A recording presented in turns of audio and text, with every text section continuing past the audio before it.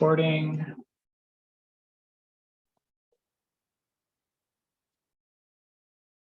Let's see. Are people not able to chat in? I'm seeing a raised hand. Okay. Let me see if I can fix that real quick.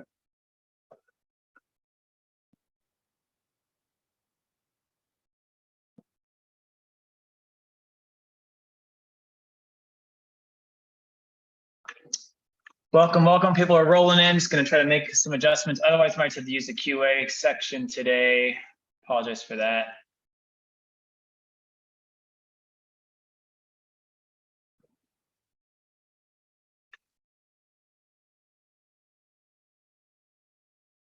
All right.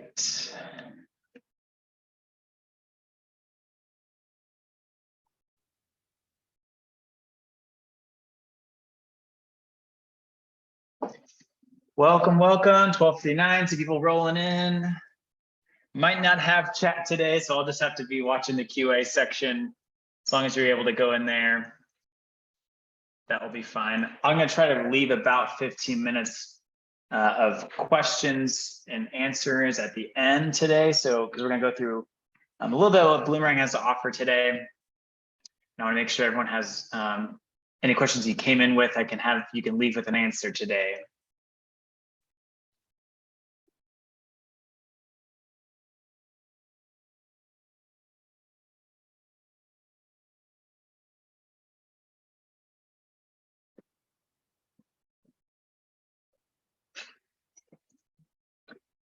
Are others able at least to enter the Q&A section now? Sounds like audio is coming through, so that's good.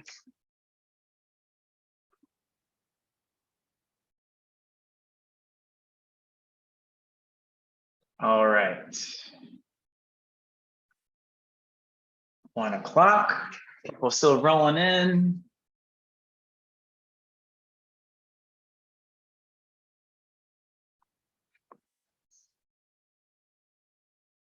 Welcome, welcome. If you can see my screen, you should be in the right spot for track donor engagement. We have a lot to get through today, so buckle up. All right, we have 42. We're gonna get started in just a few seconds here. We're almost at 101.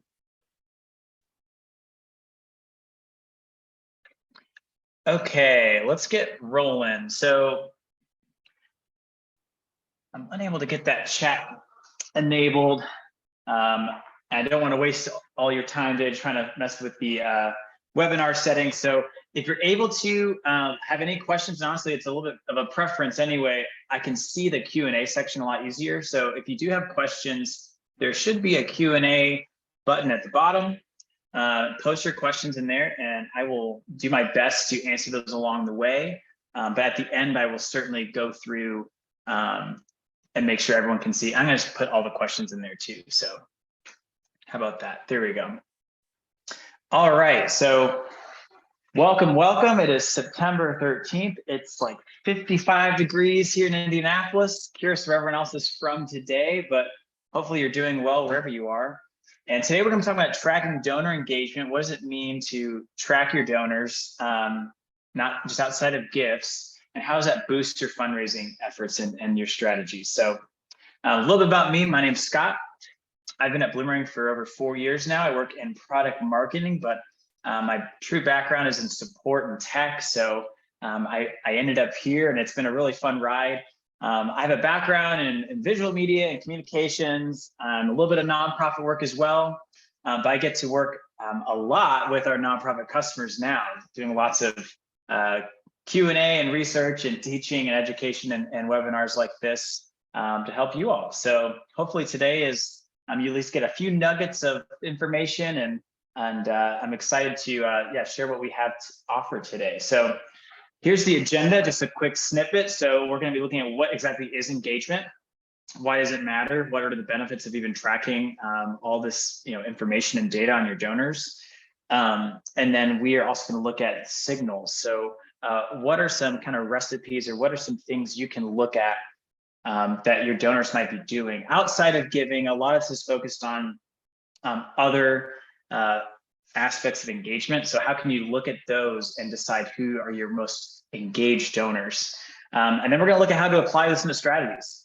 And I'm going to save about 20-ish minutes for a demo of Bloomerang, how Bloomerang helps and what Bloomerang's tools offer to be able to boost these engagement strategies that we're talking about today. And again, I'll try to save about 10 to 15 minutes for that Q&A at the end. So once again, just for housekeeping, we're recording this. This will all be uploaded to our YouTube channel. Later after this, we'll be sending out the slides and resources all after class. So do not fret. We will be sending these materials afterwards to you.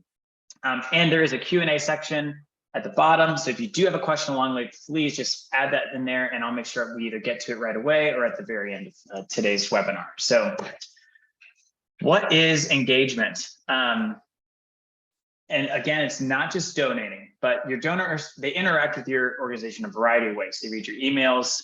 They might be sharing your advocacy campaigns outside of what you know, attending your volunteer opportunities, promoting your mission. So it's all the things that make up a complete donor profile. And it's extremely powerful data for fundraisers. So this is, again, beyond just demographic and gift information, but what can we truly track with our donors? But before we dive into these aspects, why is it important to track engagement? Well, we believe at Bloomerang that donor engagement, and I will say this slide is, I don't want to say equals retention, but it goes hand in hand with retention. So the more engaged your donors are, the more likely they are to be retained and to stick around. And if you've heard of Bloomerang or been around Bloomerang at all, you understand that we have a very large emphasis on donor retention because it matters. And we're going to see that in a second, why donor retention is so important. But engagement, the whole key of this is to cultivate and to retain the donors that you already have. And spending less time on, I shouldn't say spending less time, but focusing efforts on your current donor base and not having to always be recruiting and pulling in new donors because it's a lot of work and it can be expensive. And again, it's fun to nurture those long-term donors. There's the benefit of having donors around for a long time. So the more someone is engaged and they're retained, then they turn into those long-term donors and there's even more benefits there. But let's look at retention numbers. This is a slide that I'm sure you might have seen, and if you've been in another webinar, I host another one just specifically about retention. So check that out if you haven't seen it yet. But I don't have the 2022 numbers up here. I don't have those completely verified yet, but we do have 2021 numbers. And you can see the trend that there's been a little bit of a dip this last few years. And look at this top number, the new donor retention rate. So this is your first time donor. So someone who's never given to your organization before. What is the likelihood that they will give again? They will stick around for the next year. So you can see it floats around the 20% mark, but this last few years, it's dropped below 20. So to really put it into different terms, if you have 100 new donors, you're only going to see 18 of those donors again the next year. So you're losing a large chunk of those new donors that you worked so hard to gain. Now, if you look at this bottom chart, so the repeat donor retention rate, these are donors that have given at least a second time to your organization. So what is the likelihood that they're going to give yet again? You can see that this number floats around that 2/3, around the 60-ish% mark. It's dipped a little bit the last few years as well across the board, but 60% compared to 20%. So you're almost tripling the likelihood. So here at Bloomerang, we found that the key to boosting your fundraising success, to making and bringing in more donations for your mission, an emphasis should belong to retention. Not just always reaching out to new donors with new campaigns, new fancy campaigns, but how can you keep those donors around and make them repeat donors, because their likelihood will jump almost by triple. So pretty awesome numbers here.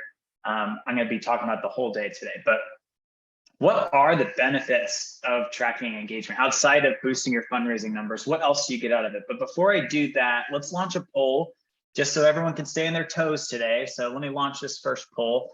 It's how do you currently track engagement? So whether you have a CRM like Bloomerang, or you use something else, maybe you use Google Sheets or Excel, but I'm going to launch this poll. how do you currently track engagement? Maybe you're in the camp of, I'm not sure, where do we even start with tracking these types of things? You maybe already have a CRM. What do you track? Is it just giving history? Is it just email opens and clicks? Your volunteer hours, all of these things. I'll let that go for just a few seconds. I'm curious where everyone's at with their engagement tracking. Looks like we got 76 in here today. That's awesome. All right, let that go for just a second, and then I'll probably close that in just a few seconds. Oh, I missed the best part of my slides. Well, here we go. In case you feel lost in your engagement, like the weekend here at the Super Bowl. Supposed to tie in with that launch poll. Comedy's about timing, and I missed the timing on that one. All right, I'll end the poll. 3, 2, 1. All right, let's see the results there. So it looks like the majority in today's webinar said they track giving history. And then we see email opens and clicks, volunteer hours, and about 19%, so almost 20% said, I'm not sure where they track engagement. It's just good. This class is designed for you. This is awesome. All right, so the benefits of tracking engagement. So tracking things like email opens and clicks and volunteer hours and website traffic and all these other factors. One, you can divide your donor database into actionable segments. So having these data points allows you to create even more personalized acknowledgements and solicitations that can resonate with the donors. A key to kind of drawing in donors where they are is to make it personable, to make those asks feel like it's a one-to-one conversation. You can also identify potential major donors. There's certain signals and clues they can look out for that might identify a donor as, okay, they have likely major gift potential. Same, you can also identify potential volunteers. Maybe someone's constantly on your website, or they are, actively engaged in your surveys that get sent out. So they might be considered as potential influencers or advocates for your mission. And then other benefits include heading off potential lapses. By tracking some of that engagement, maybe you see someone unsubscribes from an email newsletter, or maybe you see someone leaves a negative review.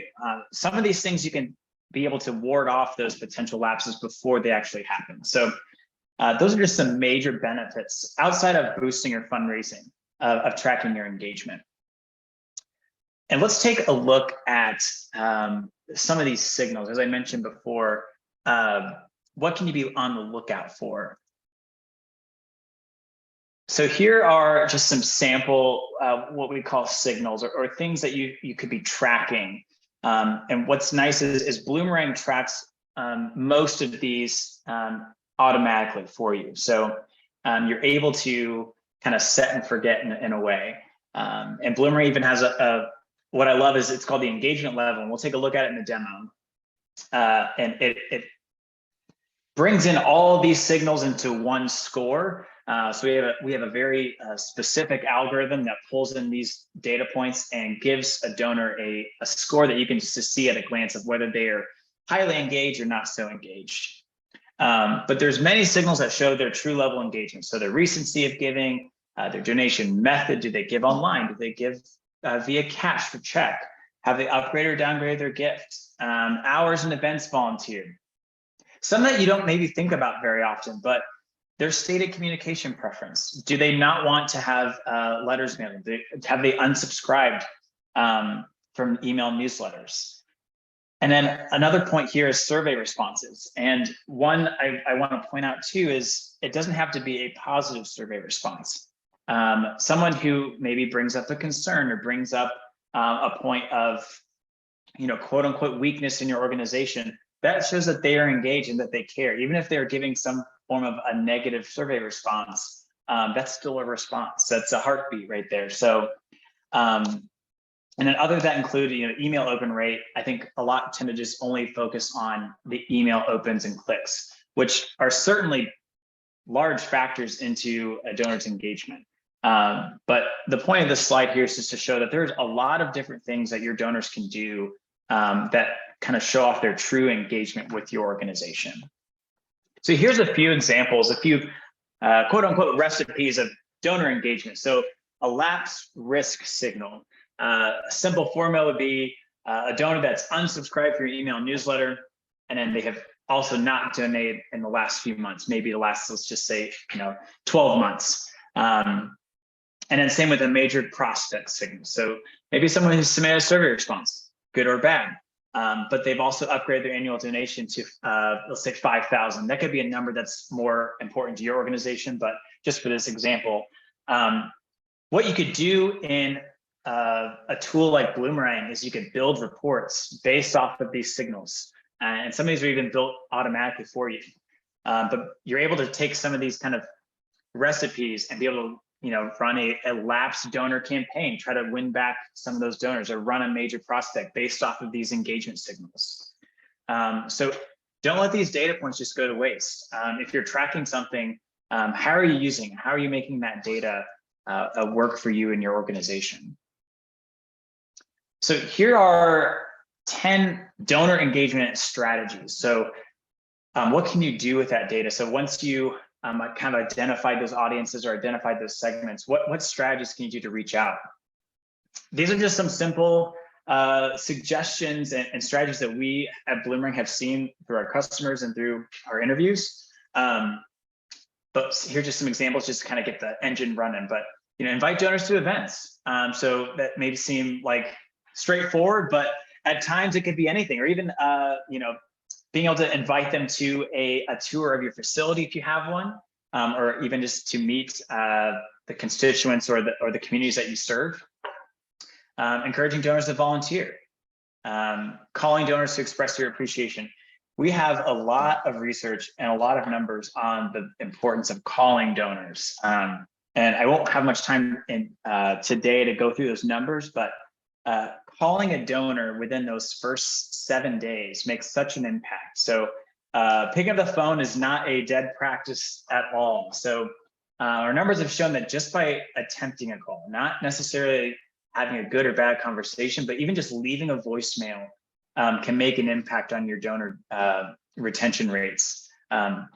So think about how can you implement calling donors or leaving voicemails, sending out surveys, asking for donor feedback, making them feel like they're part of that process, that their voice matters. And then some other strategies too, following them on social media back. So make it feel like it's a two-way road. So maybe you see that someone's followed you, make sure you follow their account too, so it feels like you're keeping up on them as well. Feature donors, especially major donors in newsletters or press releases. So if you have a monthly newsletter, highlight those major donors. And then one that we were thinking of is like feature supporters. Maybe it's whether it's virtual or in person, but how can you make those major donors, or really any supporters, feel special? It could be a donor wall or like a virtual wall, maybe on one of your social pages. So sky's the limit, but here's just some 10 kind of quick and easy strategies that I think you could implement into your fundraising efforts. And then here's 5 questions to ask yourself as you are working through these engagement strategies. Are you focusing on your donors' preferred communication channels? Bloomerang makes this easy with having a field for those communication preferences, but whether you are using Bloomerang or not, how do you kind of honor and be able to meet donors where they're at in their communication? So maybe they don't want email, maybe they don't want physical letters sent out. So how are you reaching out to donors? Another question to ask yourself, is your style and tone appropriate for your target audience? It's easy to have, and this kind of goes hand in hand with the 4th point here, but are you using terms that are familiar with your nonprofit? Or are you just speaking in that kind of quote unquote fundraiser speak? So make sure you sound human. And really point 5 is, does your donor engagement have an emotional response, or is it just broadcasting messages? So think about, how your emails or whatever communications you are sending out, do they elicit an emotional response? And one way to do that is with imagery. As you're designing these, communication strategies, whether it's through physical mail or through email or even on social media, how is the imagery communicating that message? People tend to scroll nowadays, so they're not going to be reading these huge long paragraphs. So think about how you can use imagery to support your mission. And this is a little side tip too, is people tend to respond the best with human faces. When they see a human face in an image, they tend to want to, linger. So, don't just have an email that only has a logo or just has, like a stock photo, but how can you incorporate the people of the community you're serving or the people on your staff to make this feel more personable? So here, again, just 5 questions to write down and from time to time check in with your organization. This next slide I want to show off is a sample kind of engagement, really a communication timeline. So this is like a 90-day communication timeline. And this is all in the goal to get that second gift from a donor. So you can see at day 0, we have the donation received. And notice, like I said, on day 2, we're getting that phone call right away. So research shows that retention rate improves within the first 48 hours. So if you can make that call within that 48-hour window, you are greatly increasing your chance of retaining that donor. And then some other samples of what you can do to fill up that 90-day schedule. So day 5, maybe send a thank you letter from the CEO or the executive director. And a bonus point if you can write your, put a signature on there. And then day 10, see if you can send out a survey, offer their own feedback. Why do they want to give your organization? What made them, what prompted them to give that gift? And then here we have over the next section of days is those 3 touch points. And we encourage at least 2 to 3 touch points in those first 90 days. So we have 3 email newsletters. Day 25, maybe you ask for a tour invitation, see if they want to get a firsthand look at what your organization's doing. Day 50, we have that stewardship mail piece. And day 70, another phone call from either a staff member or volunteer, maybe even a board member, just letting them know that they made a difference. Feels like a lot when it's kind of condensed down right into the one timeline here, but over the 90 days, and that's almost 3 months really, you're trying to set up that relationship, make sure there's that 2-way road established, and then before day 90, how can you appeal for that second gift? How can you reach out and ask for that second gift, and even for an upgrade? So here's a sample communication timeline. And next, I want to show off one of our own customers here at Bloomerang, and this is Girls Inc. of Central Alabama. And they said when we switched to Bloomerang in 2016, I know a few years ago, but I love this organization. They said they saw a 19% increase in their revenue, which are big numbers. And I don't have the quotes here on this slide, but what they said was that using the donor engagement rating as opposed to just gift amounts to access the level of stewardship to give each individual supporter the best experience. So they were able to use the donor engagement tracking and those engagement levels into their fundraising strategies and essentially boost their annual revenue. So pretty awesome. They also said that they get to know their donors better because they're able to track all this in one spot. Not everything is living in different pieces of tech stacks and whatnot, but they can get a holistic picture of their donors right in Bloomerang. So we're right at about 20 minutes. So we should have plenty of time for a demo and also some questions, but great question from Stacy. Before we get into this demo, what point do you consider someone lapsed? In Bloomerang, we look at per year. So if they have not given within that 12-month time span, that is when we consider that donor lapsed. So obviously there potentially other organizations might have a smaller window. Maybe it's within 6 months, maybe it's within a year and a half. But with Bloomerang, we have a kind of default setting of after that 365 days passes, that donor without another gift, they're considered lapsed. All right, so let me just jump into my demo database here. And then we are going to dive into what Bloomerang can do. Okay, get my notes up over here as well. All right, so here we go. So this is the dashboard of Bloomerang. Has a nice little greeting for me up here at the top. Right here, Bloomerang cares so much about retention. So we have this front and center is your donor retention wheel. Right now I'm at about 40%. So not bad, but I'd love to get this up. And I can even click through in this report to see who is my lapsed donor. So if I want to get a quickly generated report of my lapsed donors. I just click on that side of the circle, and here are all my households that have quote unquote lapsed. So maybe I can really be targeting these households in an upcoming lapsed recovery campaign. Let me go back to the dashboard. The second piece I really want to point out from the dashboard is these first-time donor calls section. So over here I have, essentially these are donations that have happened within the last 7 days. So they're new donations. They're not, you don't have to worry about someone who donated maybe 2 years ago and you're saying, hey, thanks for the recent gift. You know for sure that these are brand new donors and they have a valid phone number on file. So let's say I have Trent Marshall here. He just donated today. I can click on his name and I can either convert this to a task for my team, or maybe I just logged it and I can create an interaction on this timeline. So maybe I want to assign this to one of my team members. So I'll click convert to task. And maybe I want them to call by tomorrow. So I'll put the 14th.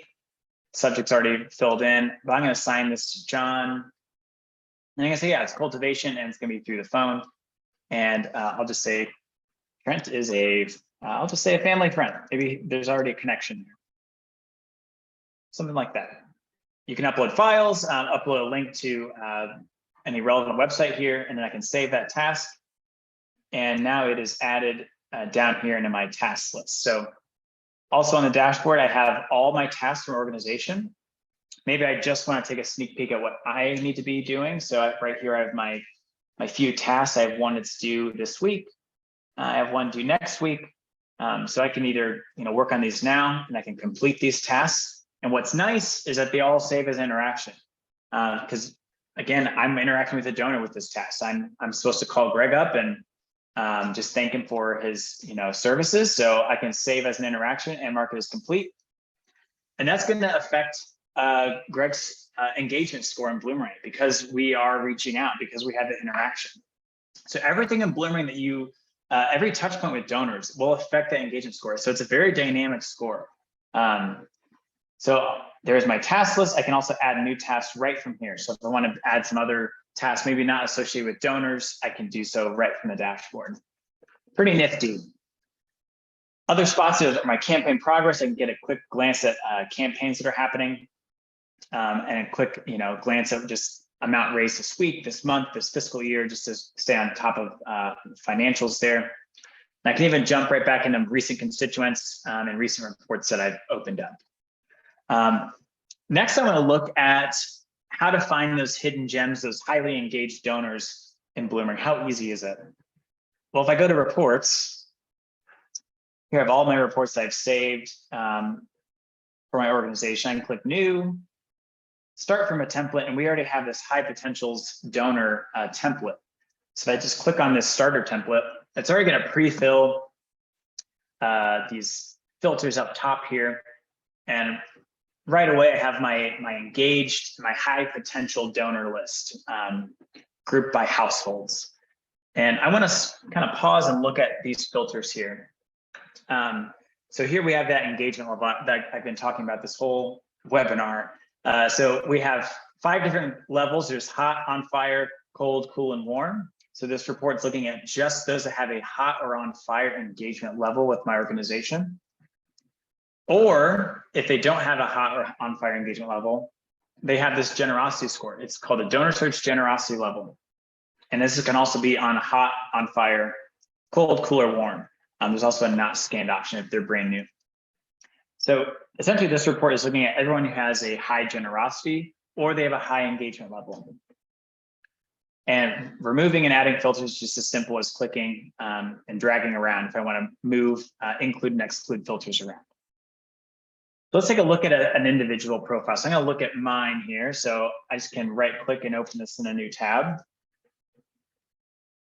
Here's this donor profile. I'm going to zoom in just a little bit. So up top, I have some quick information. What I love about Bloomerang is a lot of things are automated. So right now, the address that I had on file was scanned and came back from the USPS as a bad address. So this really helps when you're doing mail pieces to know, okay, this is a non-mailable address. So let's leave it out of communications because we're just going to be wasting paper on that. But back to the summary page. what I want to point out is my engagement level is on fire. And some might look at my giving summary and think, well, geez, not really. Like he's only given in the last, year or two. Why is he on fire?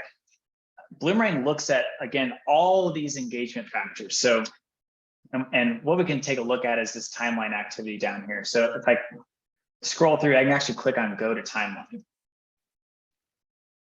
And instead of just looking at gifts, I could look just at my transactions, and I have recurring payments here every month. So that certainly factors in.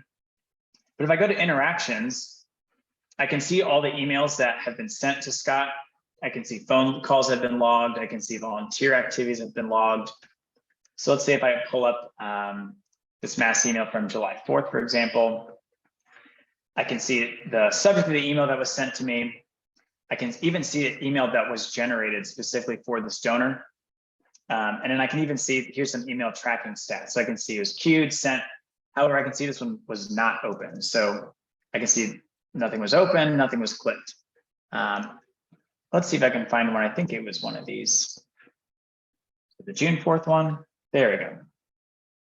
So here I can see this one was open. Just at a quick glance, was not marked as spam. They did not unsubscribe. I can even see the links that they clicked in the email. So just like that, I can see that this donor here is engaged with at least this email campaign. And overall, they are tracking a lot of interactions with my organization. So all these factor into that engagement level, which makes Scott here a on fire individual. So, and then down here is the generosity score before I head to the next thing. So this is what I was referring to. If you're unfamiliar with donor search is a wealth engine that takes a look at donors' publicly available giving history and records. So I wouldn't say it's not necessarily right out of the gate something that it has magic sauce so you can see exactly what they're going to give and predict the next gift, but it gives you a very good look at their giving history, their propensity to give. Have they given major gifts to other organizations? Or have they given a lot in the most recent years? So donor search has their own unique algorithm for calculating generosity, but with every Bloomerang standard subscription, you get at least this look at whether your donors are cold, cool, warm, hot, or on fire. And again, this is not necessarily tied to what they give to your organization, but just to any nonprofit or any public giving statements. So both of these meters here can give you a really good look at a donor's engagement and their propensity to give again. Let me just pause for a couple of these questions while we're at it. Yeah, so recommending engagement strategies by giving tiers, like 100 gifts, $5,000 gifts, $25,000, absolutely. So the more you can kind of drill down on your segments and make it more personable, the better. So there's very few times I would say that segmentation is not a good thing. So if you can always kind of group your donors by a certain factor, I think the better. So, I mean, I think ideally you would have, maybe a personal email to absolutely every single donor, but we don't have time for that. So how can you kind of group up donors by specific traits and being able to, send out communications that would be impactful for that group? So I would say yes to that question. And Nancy said, oh, and I see my colleague Diana is typing an answer out, so I'll let her finish that one. And then the other is, it feels like we're kind of spying on donors' other giving. So yes, it's publicly available records. So this is not something that is hidden away that we are grabbing, but donor search, since nonprofits have their records available to all, obviously not everything is, you're not able to see exactly what was given necessarily. Donor search has a way of finding that information that is publicly available, that is, I would say, securely available too. That gives you a good sense of, so for example, if someone was to have donated a large sum of money to maybe a college foundation, or even have like a building named after themselves, but maybe they only give $25 to your organization. That's what kind of donor search is there for, is go, we only had this donor, they only gave $25 or $50, but then you look at, the donor search is able to find the information. No, they actually gave a large, piece of funding to this other organization. And so that can inform your communication with those donors. So it doesn't have everything in the world on that donor, like personal information, but it gives you a strong sense of where they're giving to in the public domain, I should say. Great questions, though. Donor Search is a pretty fascinating company, and we have a really good partnership with them here at Bloomerang. Okay, I'm going to keep moving here. We'll get some more questions in a second. So next, we saw the timeline and email analytics there. So next, I just want to show for engagements what we have with our website integration and website tools. So if I go to my settings tab, I can access all the settings in my database and click website integration. Bloomerang has a number of tools you can integrate with your website: online giving forms, event registration, email sign up, just gathering either volunteer or constituent information, and then website visits. So if I click on website visits, what I can do here is take this snippet of code and I can add it to the backend of my website. And I know that sounds like a lot, but most websites, whether you use Squarespace or WordPress or Wix or you name it, or even a custom built website, it's a matter of just any of the headers in your website, you can just paste this in there. If you have like a web person, they should know what to do. If you don't, I would say contact our support team. We have live chat that is 9 to 6 Eastern every day. I used to work on that chat line, and it's a fun team. They're there to help you. So with every level of subscription at Bloomerang, you're able to chat with our expert support reps, and they will be able to help you and walk you through how to put that right into your website. But what this does is you can publish this snippet on your website, and then anytime there's an interaction from one of your donors, so they have to already be a donor, but once they have that information from your website, so maybe they've submitted a form or submitted a donation on your website before, they will begin to track if they've ever come back to your site and checked out pages. So this is a great way just to see if your donors are coming back to your site, what pages they're interested in, and also kind of track that engagement in Bloomerang. So really cool stuff. And again, with website integration, you also can create these online giving forms and event registration forms in a snap. But next, I want to show off some other tools that Bloomerang has for interactions. So let's say you had a large sum of interactions after a volunteer event, or maybe there's an in-person event and you're tracking a lot of just who is there in attendance and conversations. You can go to data tools here and do a import. So Bloomerang has the ability you can mass import a large number of interactions and notes to your constituents. So you don't have to always just manually enter every single transaction. But maybe, for example, here, if you had let's just say an in-person event and you want to just track who was there, it can just be a quick, grab that attendee sheet, and you can upload those interactions right into Bloomerang and affect their engagement score. Now, last thing I want to show off is just put this into practice. How could you make an email campaign that's based on a specific segment and send that out with Bloomerang? So I'm going to click on our emails section here, and we're going to start a new one from scratch. So I'll click new and do starter template. So we have a variety of starter templates just to get you going. I'm going to click this simple constituent one. And what I love about our email designer is it's drag and drop. So it's just a matter if I want to put another image somewhere, I can just drag that here at the bottom, maybe add another button here, maybe another bit of text somewhere. Everything is just a matter of dragging and dropping where you want that to go. So if I want to say, to make this more personable, let's actually delete that row here.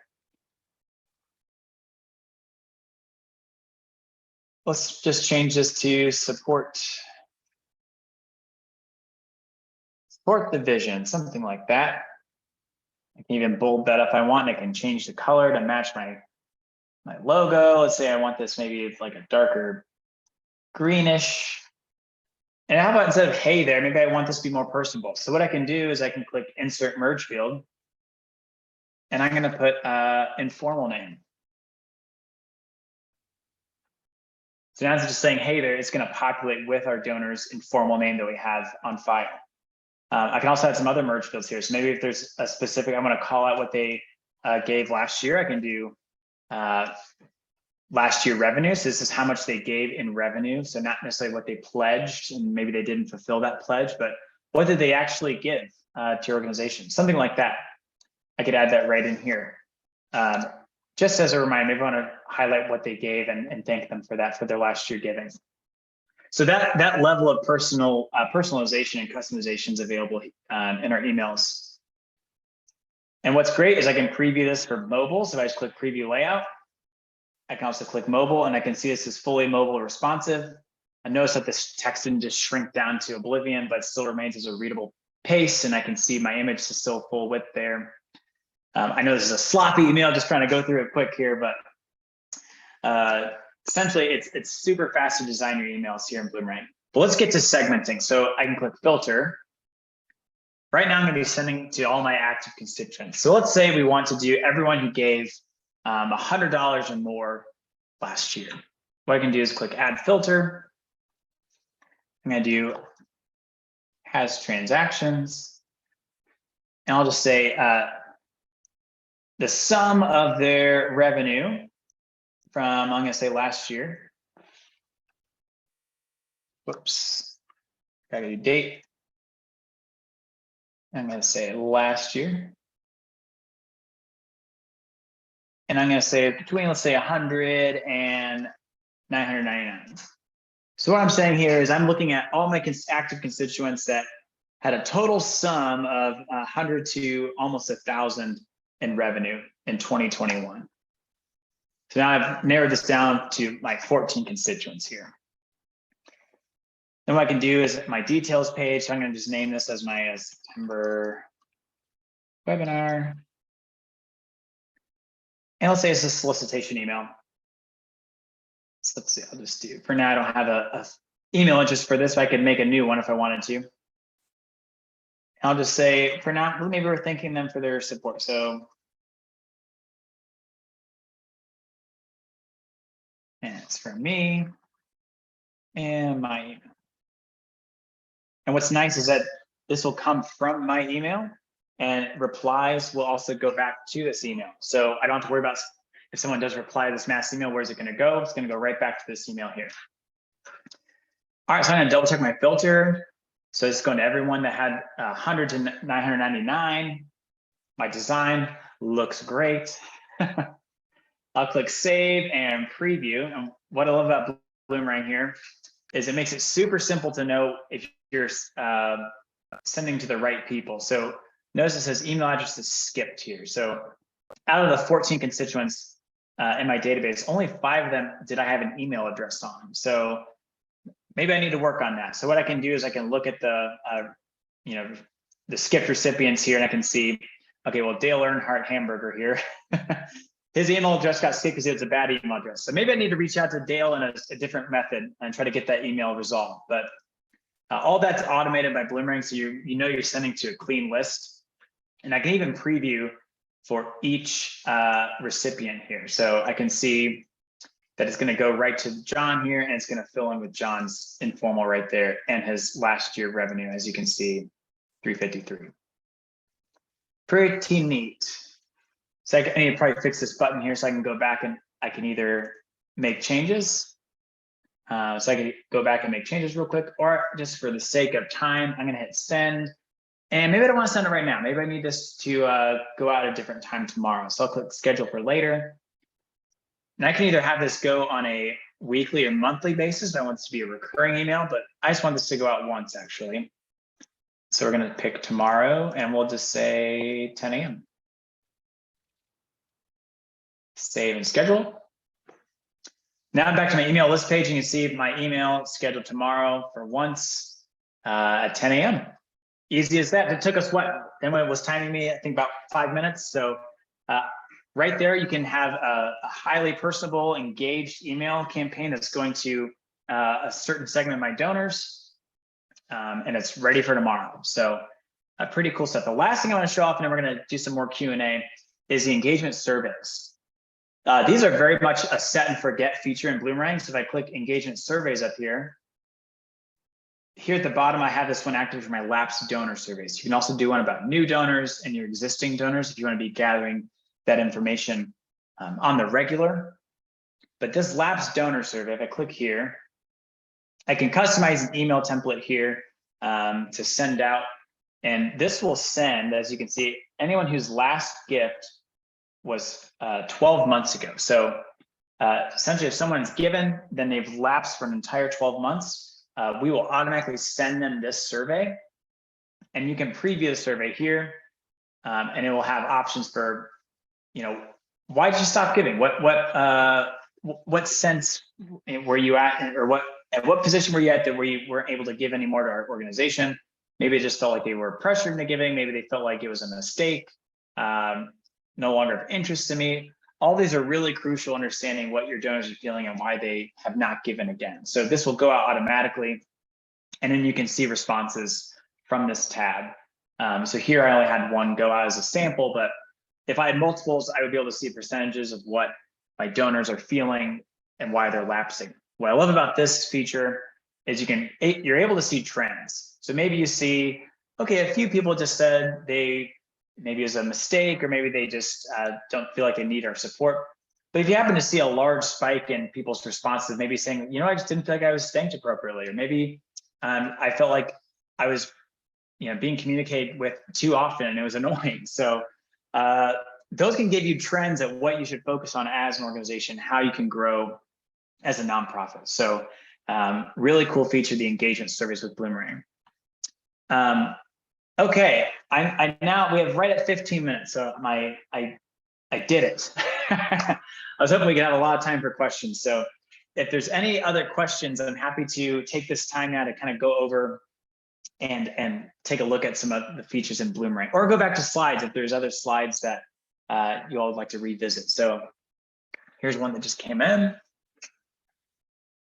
3 email addresses and send the emails from each depending on the audience. Can I do the same? I currently use Constant Contact. Yes, if I'm understanding correctly. So you can send from different email addresses. So maybe I want to have this September webinar one that's scheduled come from my Scott Moran Bloomerang, but maybe I want another email to go from a different email. Let's say this retention campaign. Just a matter of going to this details tab, and maybe this is going to come from Diana. And that would then go to her inbox for those email replies. So yes, you can have those coming from different ones. So for example, with your nonprofit, maybe you have one that's just like a hello@nonprofit.com, maybe another one's for volunteers, maybe one's for transactions and donations.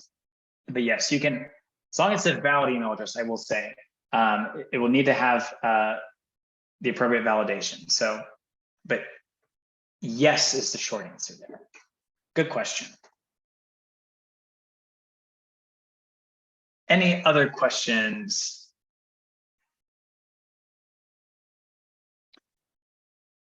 Yes, so you can pull in the survey results from a report. However, we do anonymize the survey responses in some capacity. So you're able to report on them in a limited capacity, but overall, you can pull in survey data on those individuals. You can at least see what they selected. Great question, see.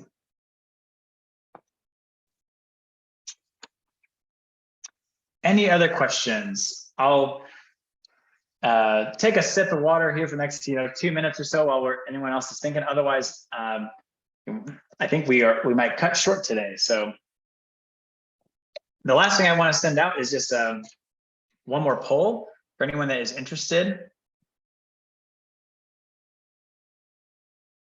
If you like any other follow-up with Bloomerang and how it can help your organization, this is not any sort of commitment to Bloomerang, but this is a matter of, are you interested in getting a follow-up and getting a live demo that is tailored to your organization? Feel free to say yes to that poll, and our team will get right in touch with you. So I'll leave that up for the remainder. If there's any other questions, feel free to post now. We'll hang out for the next few minutes.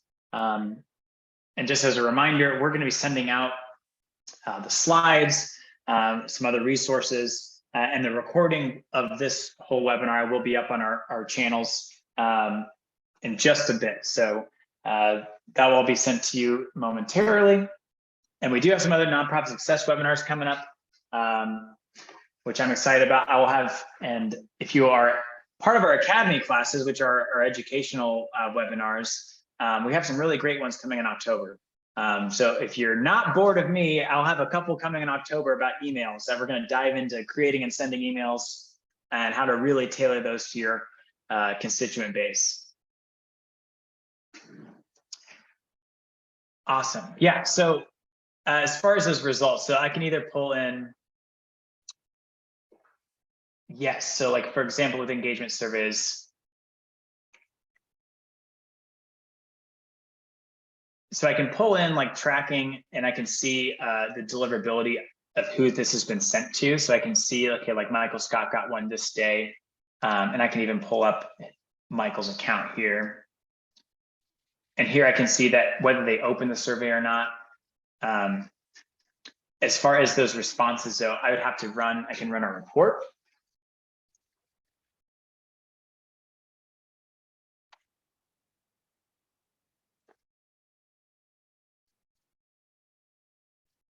And I can see who's opened those surveys. Hi, Scott. Diana Yes. here. Hello. I was just telling Nancy that you could have a filter for subject includes lapsed and add a column for the lapsed reason so that you can see the individual results for the lapsed donor survey. There we go. Thank you. I was looking for that filter. So I knew there was a column for that. So you can do that has open survey. If you want to segment by which survey, like Diana, so you can do a subject as lapsed. But then you can see this lapsed reason right here. Perfect.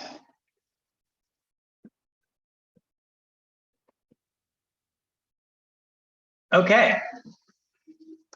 Well, I think we'll end it there. So we got 10 minutes back to you. So appreciate everyone for participating today in today's webinar. Happy Tuesday. Happy September.